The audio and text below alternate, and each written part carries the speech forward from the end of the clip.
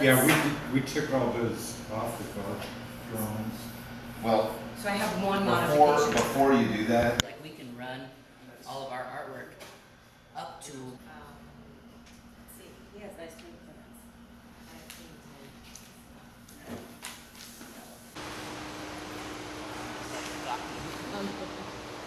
Right?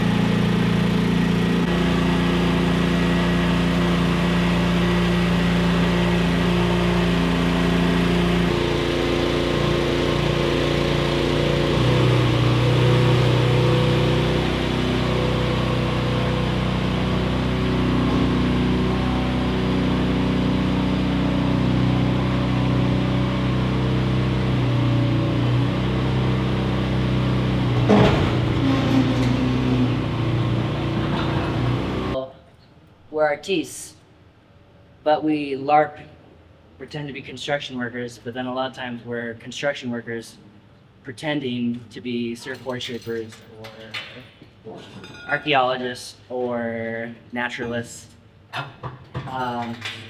Today we've got about 18 different antique stores, architectural salvage, thrift stores, random junk piles showing up in our 16-foot pod.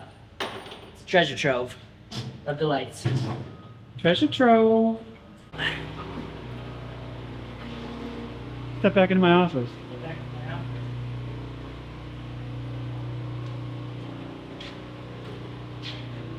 No, but I'm just traipsing around in the lumber yard over there, just all the pallets of all this stuff. And most people that are doing anything like have like a direct boss that is telling them, you have a foreman that's like, go get this from the yard and bring it back, or go disassemble that. But I'm just over there like a 12-year-old in a construction costume, like, I'll take this shelf, I'll get this, I'll get that. Before hours, after hours, it doesn't matter. But it feels funny. I was like, anybody could just show up in a construction outfit and just be like dueling around, doing whatever, and nobody would ask you anything. Like, you can get all the way into the middle of everything because there's so many people doing stuff, and just start like, you know, you gotta go get a couple screws, you do this, and you could like just start building like a fort in the corner, and nobody would probably tell you different because there's so many employees and so many bosses. Everybody just assumes somebody is responsible to somebody else. I don't want to do like a little vein of them going up and over this thing.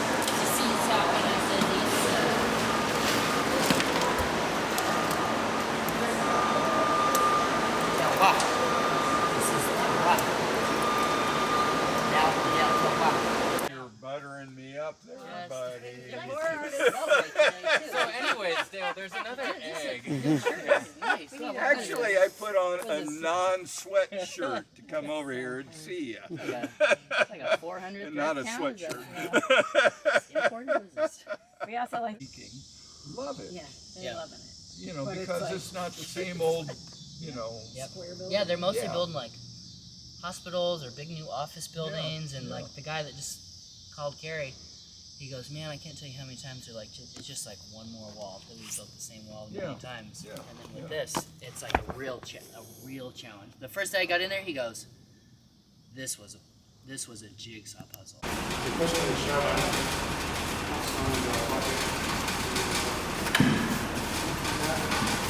There's water in the line now. You could do.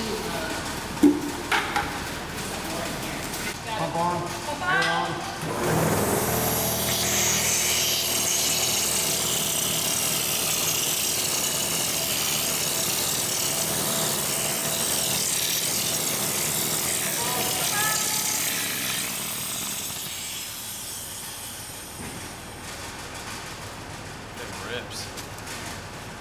Do that until next week, because everything you do here is gonna fall on top of that. Okay. So, you know, the pipes or the... Do you need anything specific? I have what's left in my mind. I don't have enough to do like a huge... Hey, the phone. Did you guys take the washers out? Or you wanted them? Oh, I love the scratch. So now the question, Drew just told me that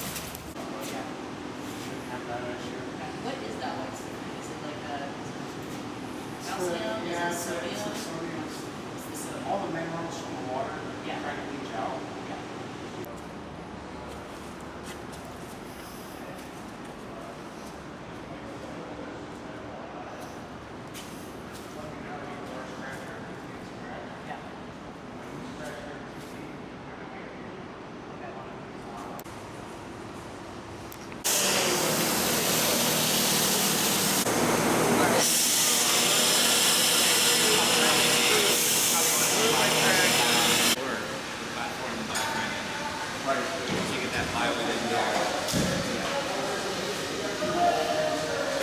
Yeah. It's a lot of flux. Yeah. I mean, maybe that's normal. Once you put the treads on, it'll be.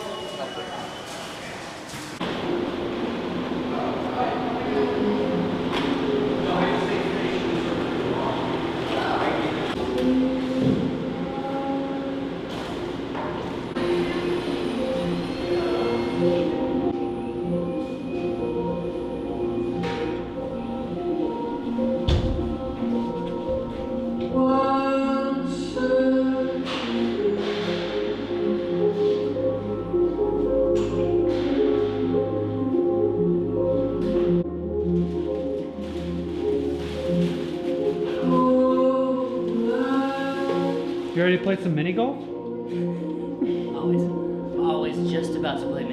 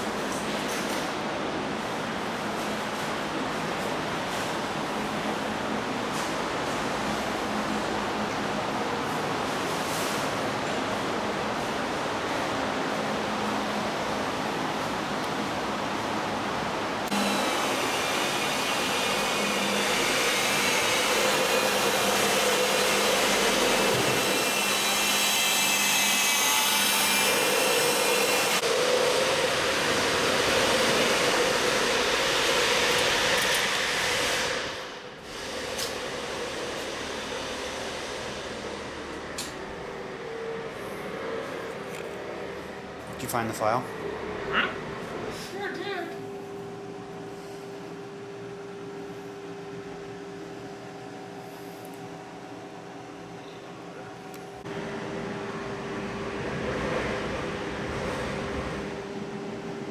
Once we've determined the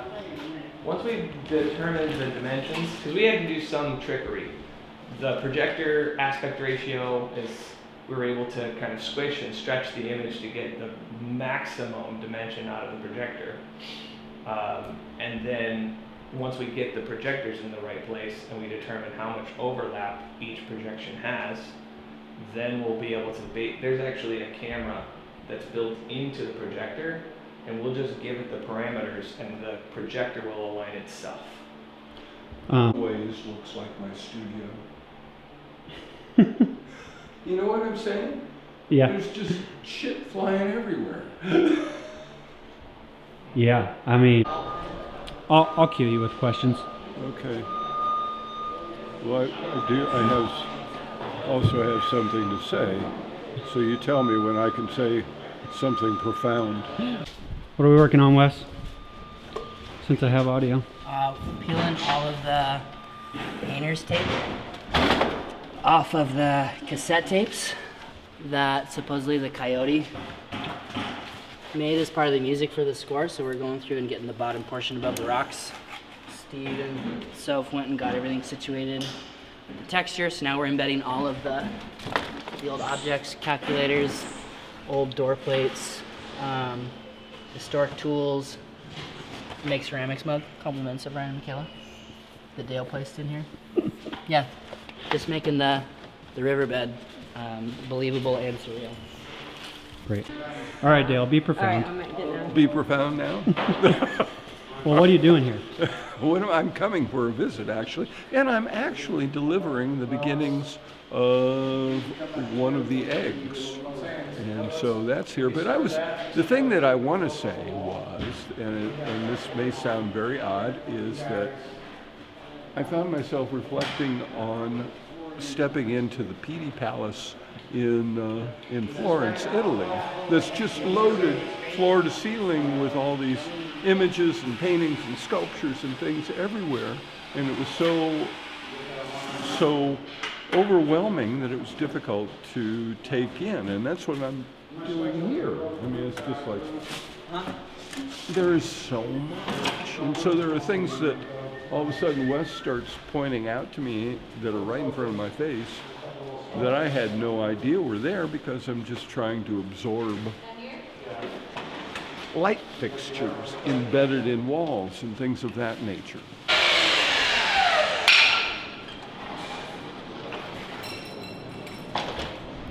Normally we do zoos, naturalistic environments. That's the main focus of a lot of the projects that we do. So we're trying to replicate exactly what Mother Nature's intended and stuff. So like on this project, there's a little bit of a fun collaboration, because we had to take the real world and how do we incorporate it into the story that Wes is creating and stuff. So it's been very fun working with another artist. Normally we're the ones that kind of just go through and do. So it's been back and forth as far as making sure that we're prepping, thinking ahead as far as the stuff that we're doing, that it's prepped and it works directly with the storyline that he's wanting. But it's been fun because we've had a lot of freedom, a lot more than normal on thinking outside of the box to try to hit that mark as far as incorporating guitars into trees and music notes and things that you would never see. But it's been a real fun adventure for all of us. I know the crew is thoroughly enjoyed putting the marbles in and just the old antiques and stuff. Even one of our employees, very young, has never seen a cassette tape. So it's just fun that we had her sit there and kind of wind it up and pull the stuff out, things that we did as a kid and stuff. So it's like, it was fun seeing the bridge and the gap in even my own company, from the young kids to the older kids. It's like, oh, I remember that. And they're looking at it like, I don't have a clue what that is. So being able to incorporate that right into the rock work and the tree, it's been quite a cool a project. Thoroughly proud to be a part of. Great.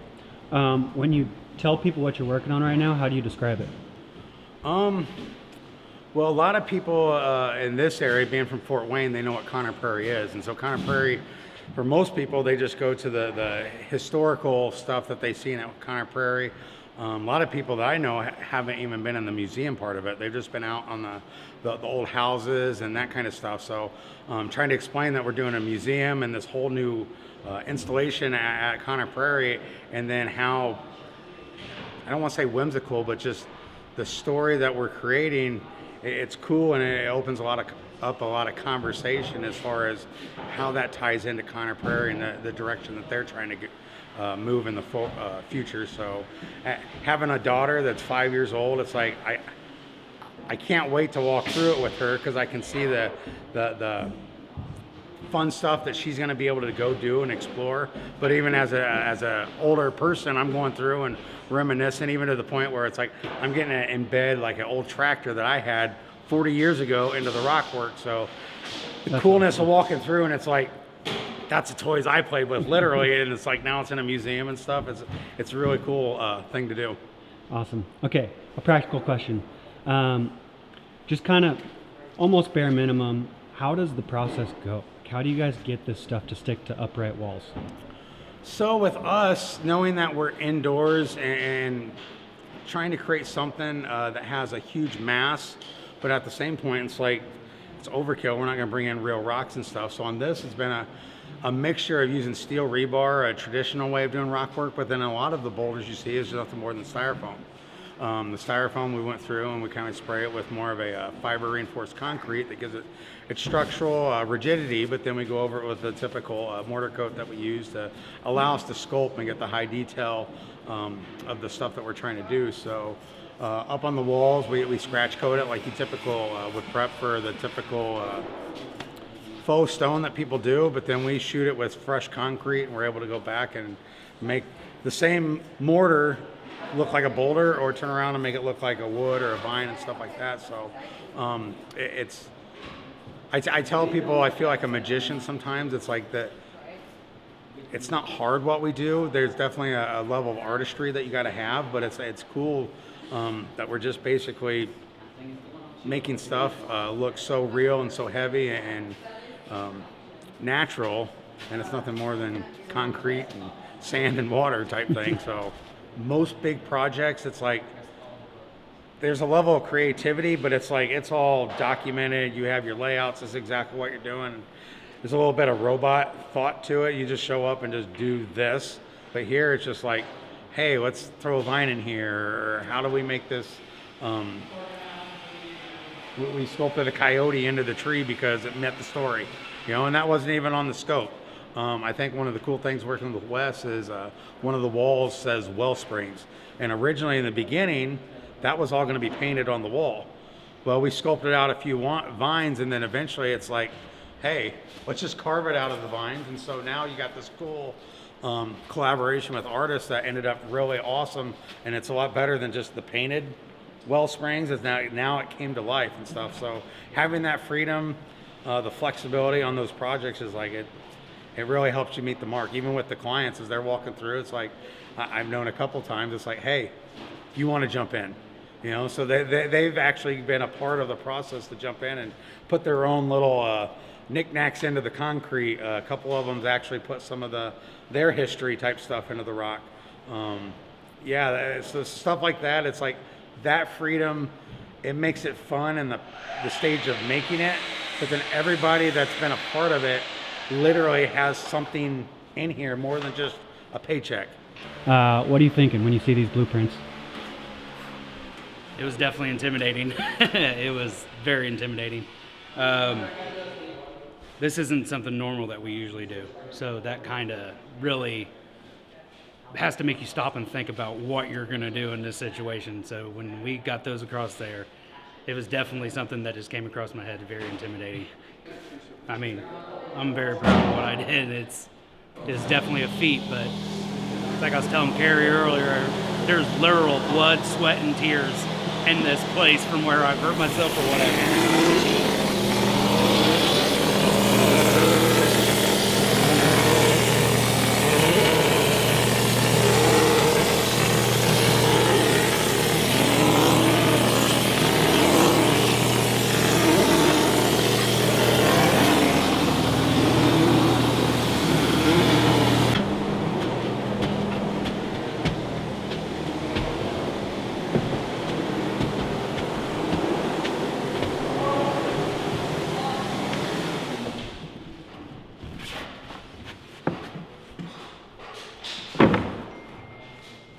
Curtis, pull the mask down real quick. What is making stuff for the curious life like? Or what have you worked on in the last 4 days? I mean, it's the most life-giving thing I can think of, but what have I been doing? I've been taking old barn wood and making a tree house out of it.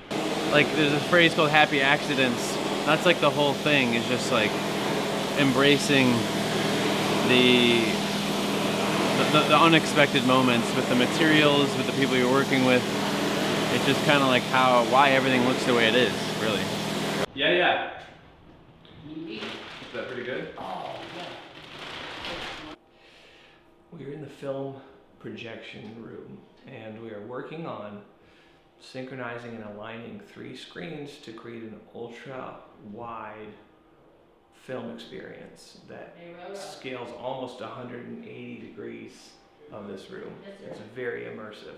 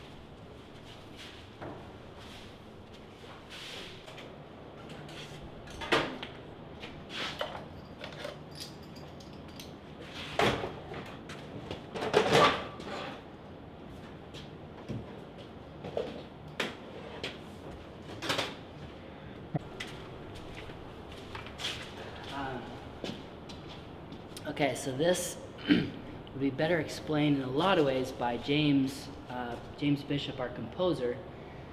But this act of sampling the world, of taking bits and pieces from the sounds that are around you, has been a big part of his creation process with creating the score and the soundtrack for the film and the space.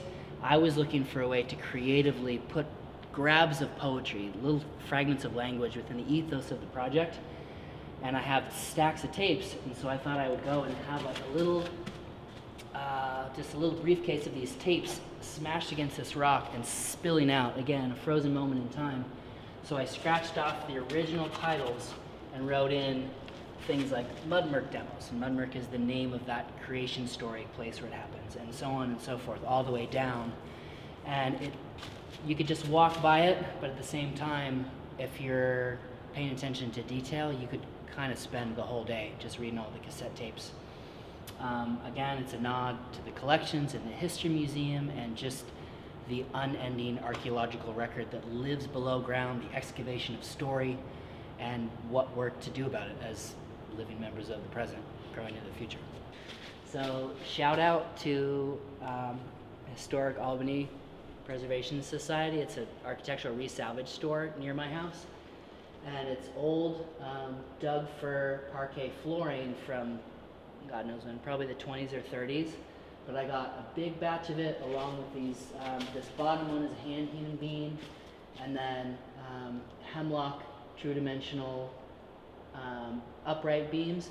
So all this was loaded out from my house and brought out here specifically as our little ode to Indiana covered barn. So we did this week. Say covered bridge. Say it again. What did I say? Covered wagon? Yeah, you said covered barn. Covered barn.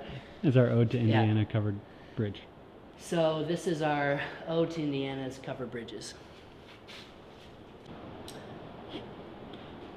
So I'm sure that I'll probably end up wanting to talk about this again.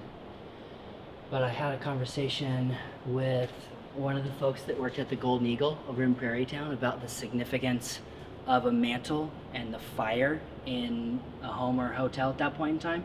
And it would have been the epicenter, the focal point, like the heart of the house. And this particular space in the install is where the artist statement would naturally be, but we're kicking that to outside, and we're starting with the mantle as that heart space center point. But then the language of that is also fun, because you think of the phrase "to pass the mantle." It's also this metaphorical handing over of responsibility. So you have the center place of a home, but also responsibility. And a mantle originally was a cloak to warm someone as they were out in the wilderness in the cold. So we start the installation with this mantle, and we have all of these objects as if they've drifted down the river and just been frozen in this moment. And I won't explain all the different little ins and outs, but like I have 4 bottles up on the ledge on the mantle for each one of my family members. We've got objects donated from donors. We've got this deer skull that I found in the back part of my property with 2 paintbrushes side by side with this breath necklace next to it. And a little tag that says "History creates futures." So there's 1,000 stories loaded into just this one object, but you can't tell all your stories at once.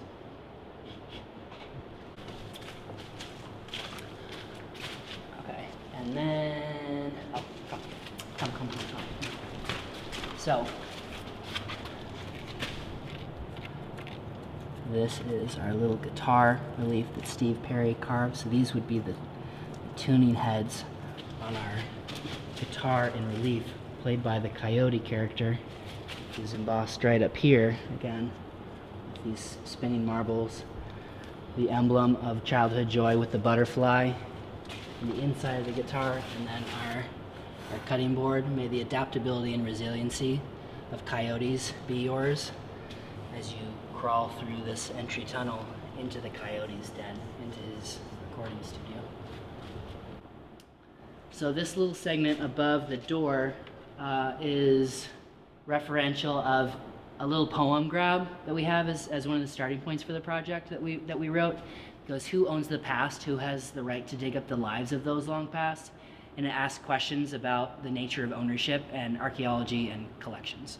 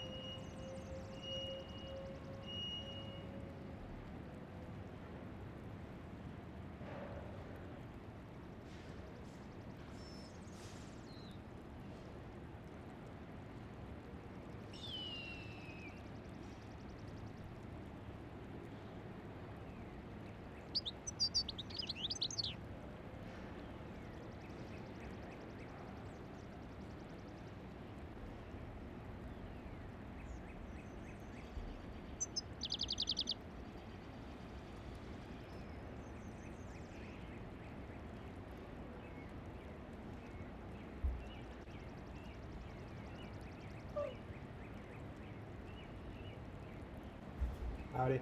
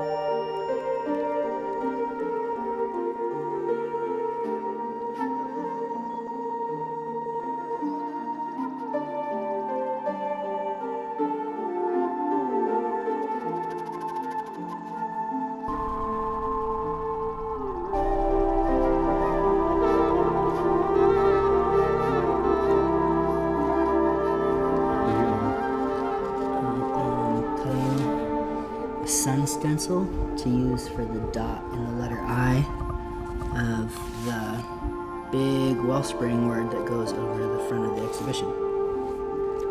And then I'm going to take it and use it in the butterfly room and a couple other secret spots. How's the sweet going? It's going great. It's I was trying to explain it to Ryan Spencer this morning. This moment of being this deep into the installation and being this close to handing it over to the world. I feel like this is the most charged that my spiritual self gets to be with creativity. Like I feel like I am getting to paint the front of the cathedral right now. Like this Wellspring is like such a crystallization of my worldview, how I think we're supposed to be with each other, what I would hope for the world, and so we're like right in that moment before the firework goes off. So it feels really special. I feel like a monk. Making the art. What is your way of coping with the burden of the stories, of shepherding these stories, of offering these stories?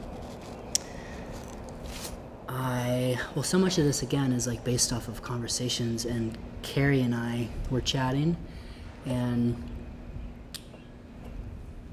I was getting this sense, I was trying to think of how to explain it to someone, and I was getting the sense that Wellspring is, it's this world. Imagine you're trying to explain like a list of animals that live like in Rocky Mountain National Park, and you might say, like where are all the mountain lion? Where are all the bighorn sheep? And it's like everybody knows they're there, but you rarely see them. I've seen a mountain lion once in my life, but you hear lore in the stories. So like my participation with shepherding these stories is to prepare the world that we've created in subtlety and complexity, and participate with all of the beautiful things and the hard things, and then to just let them be, knowing or hoping that people will come in and sit down and be quiet enough to find them, or be big enough and loud enough to experience the joy that comes with something like the goldfinch. But it's to prepare the world for the whole range of what people will bring in with their own experience and their own emotions.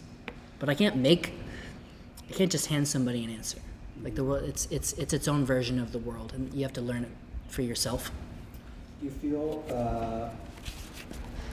like the mountain lion, or that you're creating the mountain lion in this metaphor? That's a good question. In this moment, maybe. Sometimes I feel like the goldfinch, bouncing around in the middle with the kids at summer camp. But there comes a moment, many moments, but this is one of the moments in the installation where I have to sort of disappear out into the vast wilderness by myself to collect the poetry or like the crystallized ideas or my own personal attachment connection to what we've been making in order to bring it back to the center to lay it down. So I kind of do have to, I have to just go out into the woods by myself a little bit. So yeah, there's definitely like a mysterious aloof quality to me right now. People will come in and I just give like a nod, and this is like the most words I've said specifically most of the day. Most of the time I'm in my little poetry or paint zone, keeping quiet, keeping my heart calm so I can hear what I need to hear to write the poems.